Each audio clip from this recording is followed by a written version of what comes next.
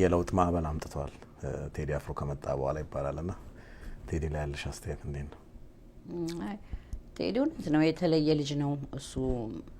ዘፋኝ ብቻ አይደለም መልእክተኛም ነው ቴዲ እና እውነት ነው ብቻ ቢሆንም ቴዲ ሁሉ እኮ ዘፋኝ የተለያየ አይነት እኮ ችሎታና የተለያየ አይነት አዛዛም ድምጽ አወጣጥ ግጥም የተለያየ ያለው እና የቴዲን ወዶ ብዙም ሰው ደግሞ ሌላም መውደድ እኮ ይቻላል ያን እሱን ብቻ ወዶ መቅረት የለበትም ሌላው ሰው ሌላውንም መውደድ አለበት የተለያየ ሰው የተለያየ ዘፋኝን ማድነቅ አለኛ ደግሞ ሌላ ችግር ያለብን ልንገር ማወዳደር አንዱን መጣል አንዱን ማንሳት አንዱ ሲመጣበት መጣበት አንዱ ሲመጣባት መጣችባት በቃ እንደዚህ ልታደርጋት ነው ይሄ መቅረት አለበት እምትወደውን ዘፋኝ እንደሱ አድርገህ መጣጣልም የለብህም አንመጣችባት መጣበት ምንድነው ይሄ ሩጫ አይደለም እኮ አርት ነው እና በፍቅር የሚሰራ ስራ ስለሆነ ሌላውን ቢመጣ ሌላውንም ማድነቀ የነበረንም ይዘህ ሞደል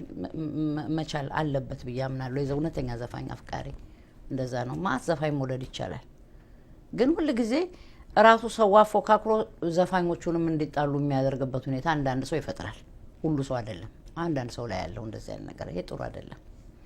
በቃ ቴዲ መጣ እንደዚህ ሆነ ሊያረጋው ነው ከሌ መጣባት እንደዚህ ልታረጋት ነው ነው እና ሁሉ መወደድ ይችላሉ በየተለያየ አይነት አዘፋፈናቸው በያምናለሁ እርግጥ ነው ቴዲ ሙዚቃውን ወደ ሌላ ቀይሮታል አሳድጓል ሙዚቃ አዋቂ ነው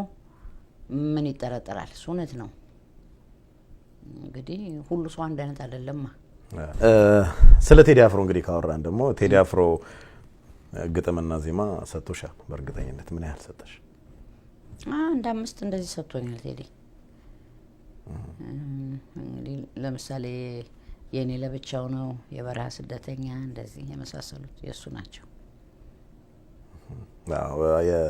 የኔ ለብቻ የሚለው በጣም ተወዶ ነበር የሆነ ለማናገር ወደድ ነው